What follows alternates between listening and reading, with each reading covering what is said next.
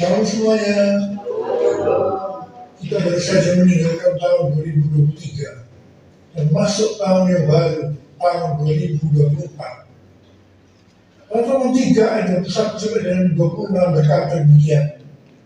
Tetapi inilah yang kuperhatikan, sebab itu aku berharap tak berkesudahan kasih setia Tuhan, tak habis-habisnya rahmatnya, selalu baru tiap pagi, besar kesetiaan Tuhanlah bagianku, kata jiwaku.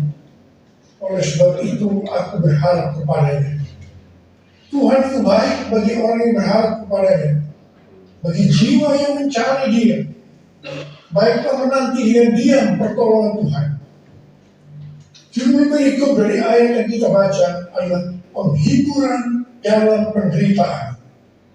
Setiap kita di tahun 2023 pasti mengalami dengan apa yang disebutkan sebagai penderitaan. Mungkin ada yang sampai putus asa atau putus pengharapan. Tetapi masih di tahun 2024, kita harus mengubah paradigma dengan tuntunan Tuhan ini. Dalam ayat yang kita baca tadi, kita mendapatkan pelajaran, yaitu pada waktu kita mengalami penderitaan, setelah kita memperhatikan apa yang Tuhan perbuat dalam hidup ini, maka kita akan mendapatkan pengertian sebagai kita. Tak berkesudahan kasih setia Tuhan, tak habis-habisnya rahmatnya, selalu baru tiap pagi, besar kesetiaan Tuhan. Kita sebagai orang yang percaya harus yakin bahwa Tuhan ada di dalam kita, Roh Kudus ada di dalam hati kita. Sebab itu kita harus mengambil keputusan masuk tahun 2024 untuk hanya berharap kepada Tuhan, tidak kepada yang lain-lain. Tuhan itu baik bagi orang yang berharap kepadanya, bagi orang yang mencari Dia. Dalam menantikan pertolongan Tuhan, kita harus menanti dengan diam, dengan sabar, sampai Tuhan menolong kita. Mazmur 119 ayat 50 berkata, inilah penghiburanku dalam sengsaraku, bahwa janjimu memberi aku hidup. Haleluya. Kasih Tuhan tak berkesudahan, habis-habisnya rahmatnya, selalu baru setiap pagi, baru setiap pagi, besar setiamu Tuhan, besar setiamu, besar setiamu Tuhan, besar setiamu.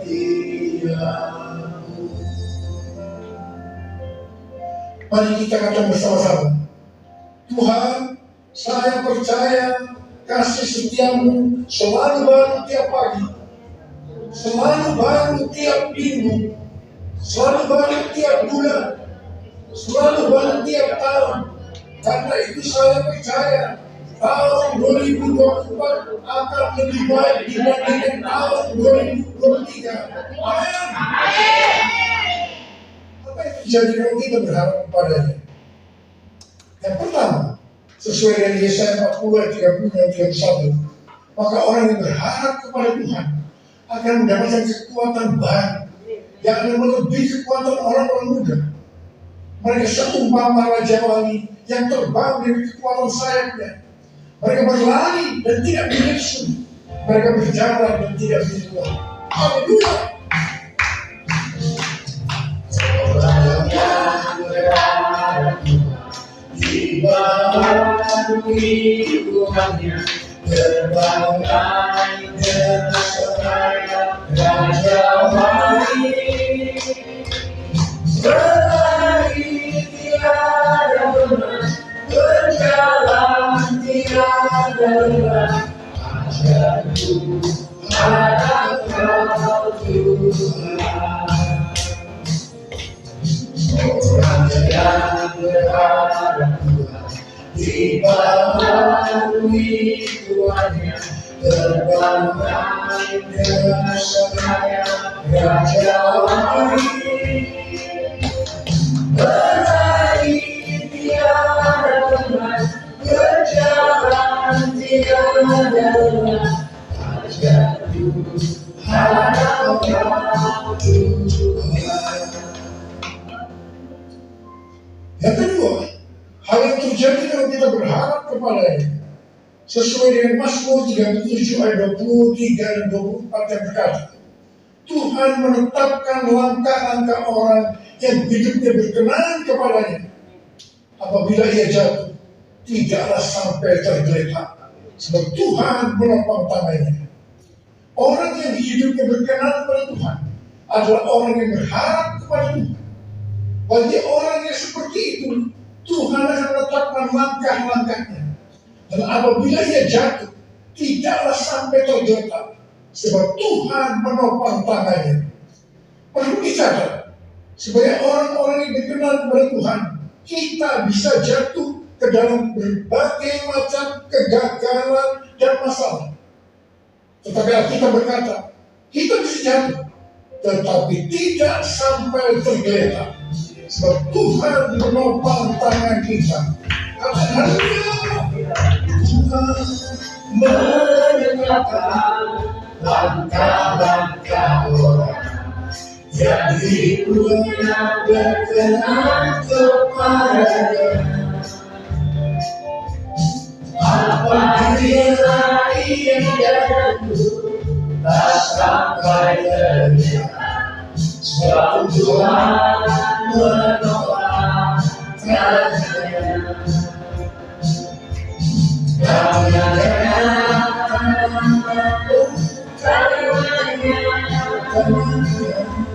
Sebab Tuhan menopang tangannya. Apabila ia jatuh, tak sampai tergeletak, sebab Tuhan menopang tangannya. Sebab Tuhan menopang tangannya. Sebab Tuhan menopang tanganku. sekali lagi. Sebab Tuhan menopang tanganku.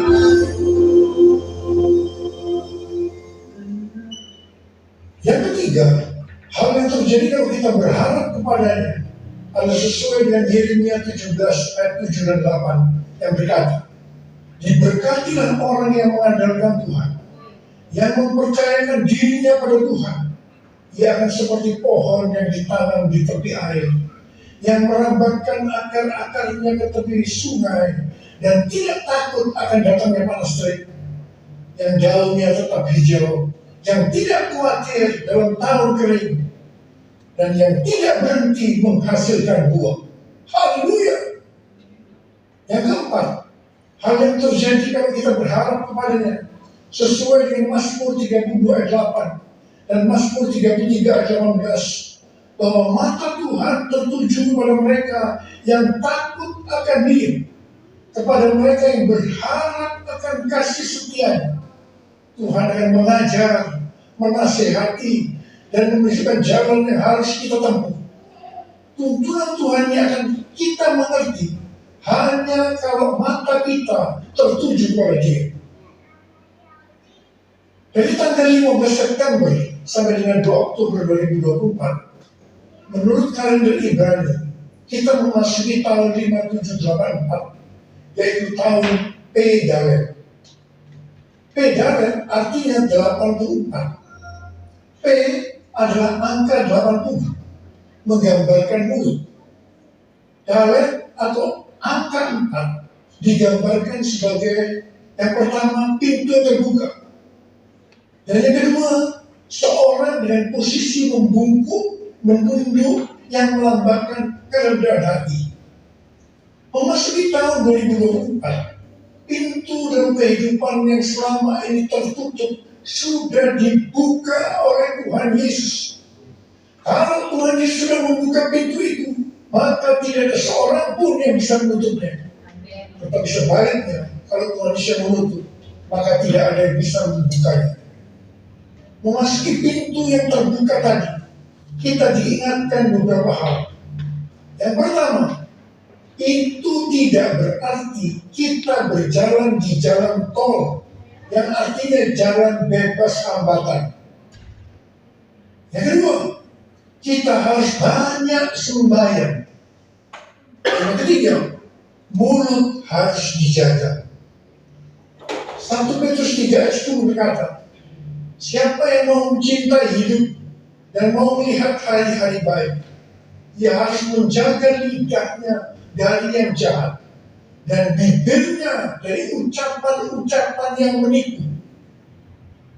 Yakobus 3 ayat 2 berkata, sebab kita semua tersandung dalam banyak hal.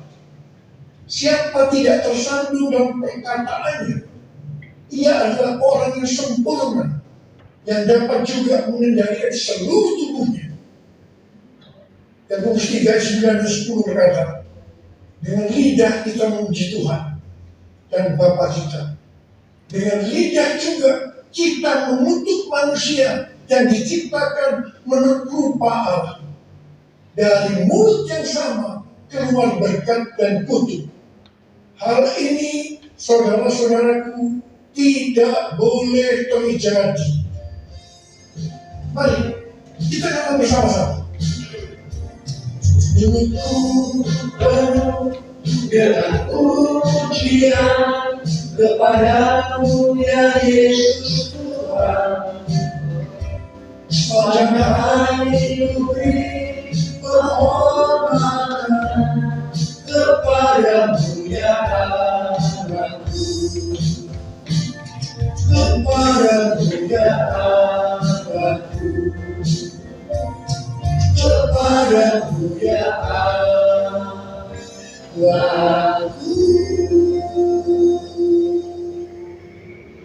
Hal yang keempat yang harus kita perhatikan untuk memasuki pintu yang terbuka adalah kita harus rendah hati. Ingat, Allah menentang orang congkak, tetapi mengasihani orang yang rendah hati. Kita baru saja memasuki tahun 2024.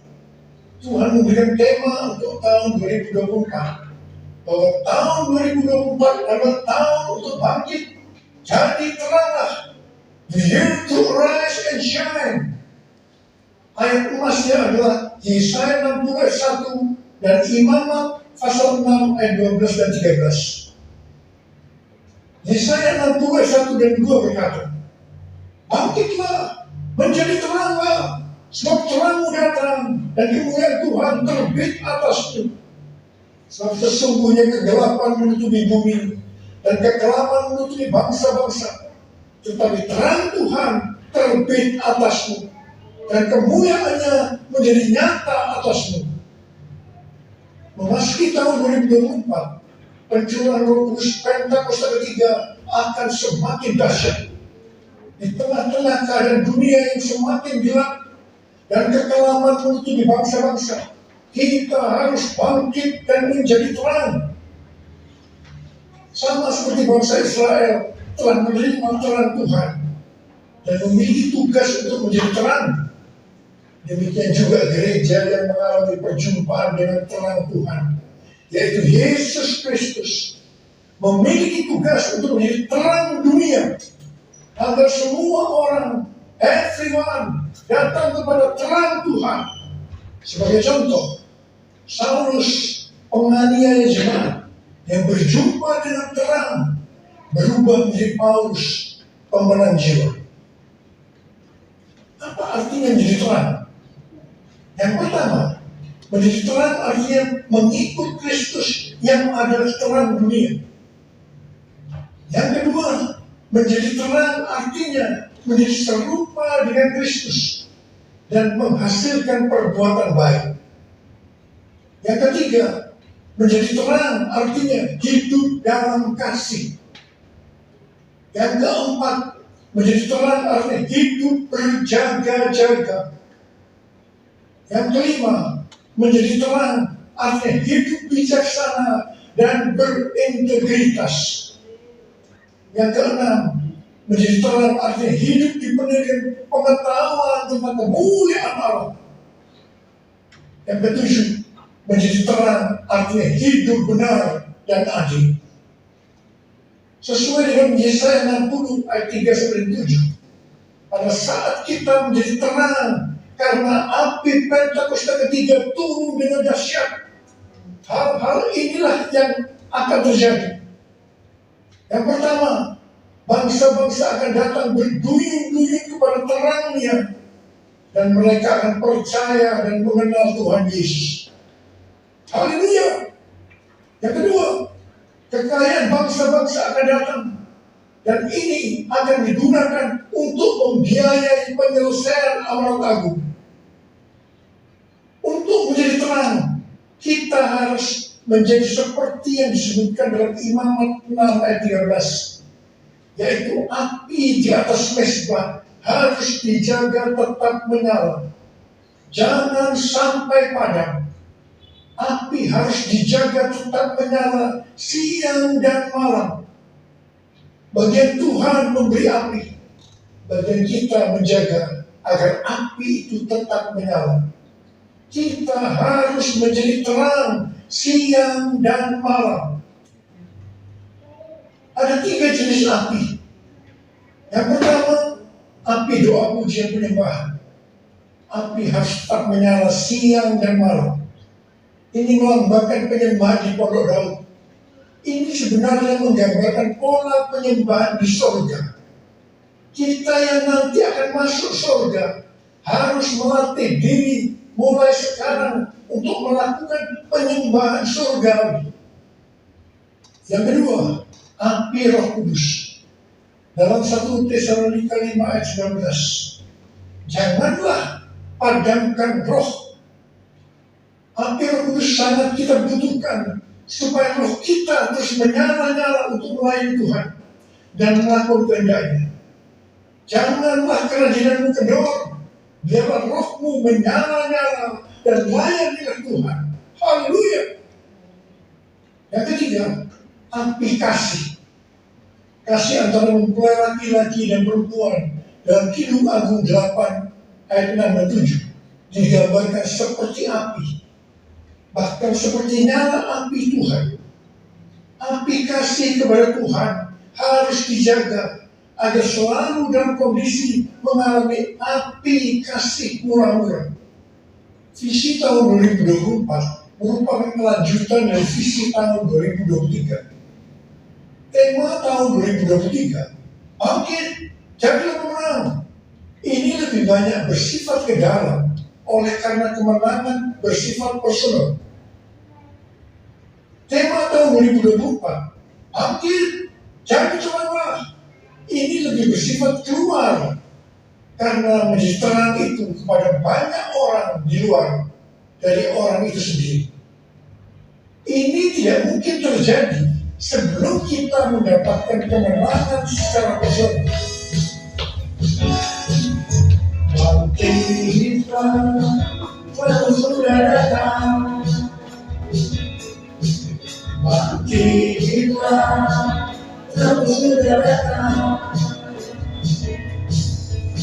Kemuliaan Tuhan telah terbit, kemuliaan Tuhan telah datang. Kemuliaan Tuhan telah terbit atasku. Kita waktu sudah datang. Kita waktu sudah datang. Kemuliaan Tuhan telah terbit, kemuliaan Tuhan telah datang. Kemuliaan Tuhan telah terbit atasku,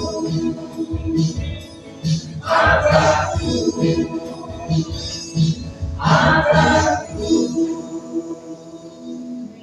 Pastor G adalah seorang nabi yang selalu mendoakan saya sudah lebih dari 3 tahun. Dia mendapatkan nubuatan pada waktu Rosh Hashanah, yaitu 15 September 2023. Dan ini berlaku untuk akhir tahun 2023 sampai tahun 2024. Yang pertama dikatakan, tahun ini adalah tahun tiba-tiba, suddenly. Yang kedua, baptisan api atau pemurnian gerejanya dan turunnya kemuliaan Tuhan akan datang secara tiba-tiba. Yang ketiga, penuaian jiwa akan datang secara cepat. Mereka berbondong-bondong masuk dalam kerajaan Allah. Mereka datang dari berbagai lapisan masyarakat, orang tua dan anak-anak muda dari berbagai macam latar belakang.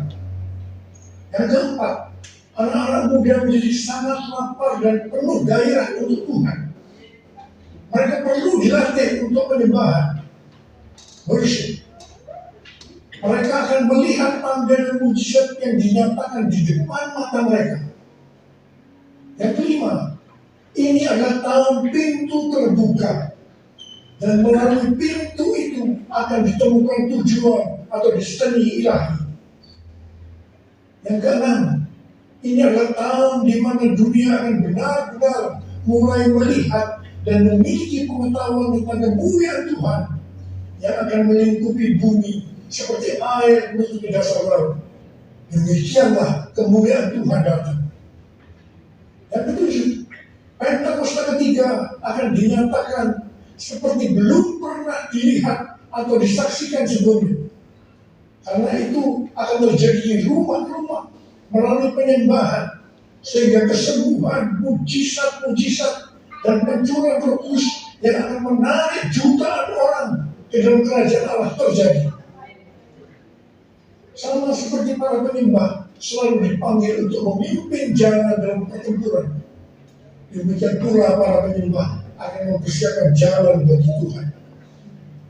Hamba-hamba Tuhan, kenabian dan kerasulan akan bekerja bersama-sama dengan Kristus sebagai batu penjuru.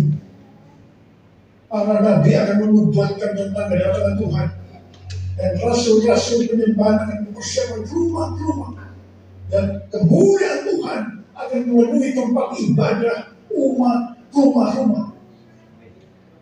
Yang kedelapan, goncangan secara natural dan spiritual akan terjadi. Yang kesembilan, akan terjadi peningkatan gempa, letusan gunung berapi, tanda-tanda di langit. Yang kesepuluh, waspadai dan banyak berdoa untuk aktivitas air yang tidak biasa. Banjir, perubahan warna, ini tidak pernah terjadi sebelumnya, baik lokal maupun global. Kunci untuk menghadapi tahun tiba-tiba ini adalah ketaatan radikal terhadap suara Tuhan. Seperti pada zaman Nuh, demikian pula akan terjadi pada saat kedatangan anak manusia. Nuh berjalan bersama Allah, maka kita juga harus melakukannya. Ada berapa banyak di antara saudara yang berkata, tahun 2024 saya akan berjanji untuk taat secara radikal terhadap suara Tuhan. Angkatan saudara, mari kita katakan bersama-sama. Pagi awan selama-lamanya, pagi awan selama-lamanya, pagi awan selama-lamanya. Amin. Pagi awan, Pagi awan selama-lamanya, pagi awan selama-lamanya, pagi awan selama-lamanya. Amin. mari berbahasa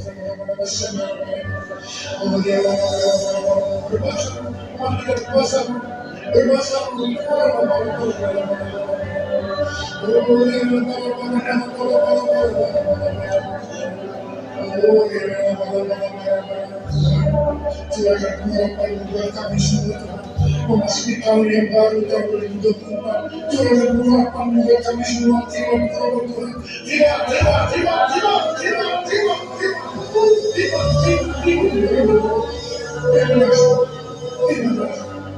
Terima kasih. Dalam nama Yesus. Amin. Mari saudara, kita akan masuk dalam perjamuan kudus. Kita akan mengingat ayat ini. Sebab setiap kali kamu makan roti ini dan minum cawan ini, kamu memberitakan kematian Tuhan sampai Ia datang. Mari berdiri Perjamuan Tuhan Yesus ini. Setiap kali kita masuk dalam perjamuan kudus, Tuhan selalu berbicara kepada kita. Biarlah ini menjadi peringatan akan aku. Biarlah ini menjadi peringatan akan aku. Dan kemarin, arahkan hati kita, pikiran kita kepada kebaikan Tuhan. Mari kita tundukkan kepala. Bapa, siapakah kami sebelum kami mengenal Engkau? Kami semua orang berdosa. Upah dosa adalah maut mati. Tapi Kau yang tidak berdosa telah dijadikan dosa oleh karena kami, ya Tuhan. Kau harus turun dari surga mulia. Mati ganti kami dengan penderitaan yang luar biasa. Semoga Kau memikirkan betapa baiknya Kau yang Bapa. Ya Bapa, Engkau jadikan kami sebagai anak-anak-Mu. Engkau tuntun, Kau bela, Kau lindungi, Kau berkati. Engkau tegur, Kau ajar, Kau kami salah ya Tuhan. Itu Engkau ya Abah. Itu Engkau. Tuhan mau memberkati kita semua orang perjamuan kudus. Tapi Tuhan mau kita makan dan minum dengan cara yang benar. Karena itu masing-masing introspeksi. Lihat keadaan dirimu masing-masing. Memasuki tahun yang baru. Kalau ada sesuatu yang Tuhan ingatkan, dosa yang Tuhan ingatkan, kita harus selesaikan. Langsung minta ampun. Langsung minta ampun. Supaya diberkati. Supaya diberkati sepanjang tahun 2024. Minta ampun. Ampuni ya Tuhan. Ampuni kami ya Tuhan. Oh terima kasih. Terima kasih Bapa. Layakkan kami untuk masuk dalam perjamuan kudus.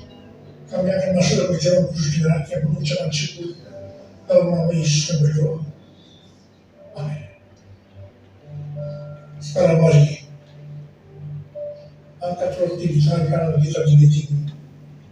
Sebab apa yang telah kuteruskan kepadamu telah aku terima dari Tuhan. Dan bahwa Tuhan Yesus pada malam waktu yang diserahkan mengambil roti dan itu ia mengucap syukur atasnya. Yang memecah-mecahkan dan berkata, inilah tubuhku yang diserahkan bagi kamu. Perbuatlah ini menjadi peringatan akan aku. Saya dikasih Tuhan. Dengan roti yang kita pecah-pecahkan ini adalah kesekutuan kita dengan tubuh Kristus. Mari kita makan dalam nama Yesus.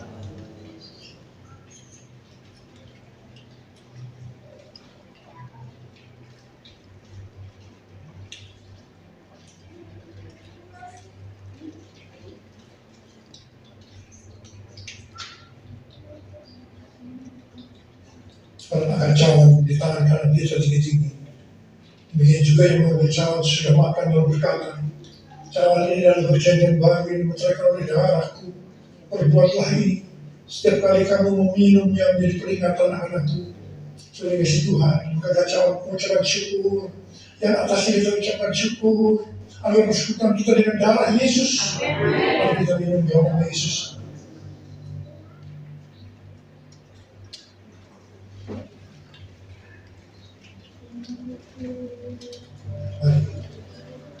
Angkat tangan kita. Saya bersyukur dan terima kasih kepada Tuhan Yesus.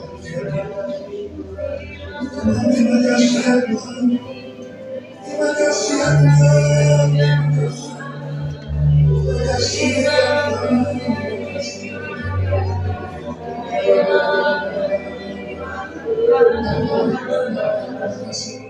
Memasuki tahun 2024 menyembuhkan yang sakit, menyembuhkan yang sakit, membebaskan yang terikat, menghibur yang susah, menguatkan yang lemah, memberikan pengharapan yang baru, dan berkembang yang kudus pengharapan. Sembuh dalam nama Yesus. Sembuh dalam nama Yesus. Terima kasih Yesus, terima kasih Yesus. Puji syukur hanya bagi Tuhanku. Terima kasih Yesus, terima kasih Yesus. Puji syukur hanya bagi Tuhanku. Terima kasih Yesus, terima kasih Yesus. Puji syukur hanya bagi Tuhanku.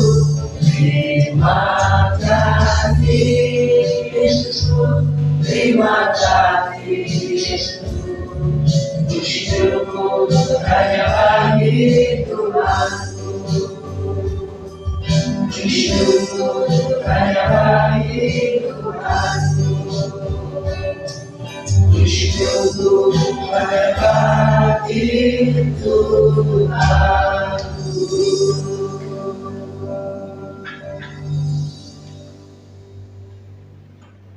Saudara-saudara yang dikasihi Tuhan, saya akan mengucapkan selamat tahun baru 2024, tahun untuk bangkit jadi teranglah, the year to rise and shine. Tuhan Yesus memberkati saudara semua berlimpah, limpah, limpah. Amin. Kita semua, terima kasih Tuhan. Kasih karunia berlimpah kepada Allah Bapa dan Anak yang Tuhan Yesus Kristus. Persekutuan yang manis dan Roh Kudus menyertai kita semua mulai hari ini sampai Tuhan datang menjemput kita di awan-awan dan bahkan sampai selama-lamanya. Yang percaya bersama-sama katakan Amin. Amin.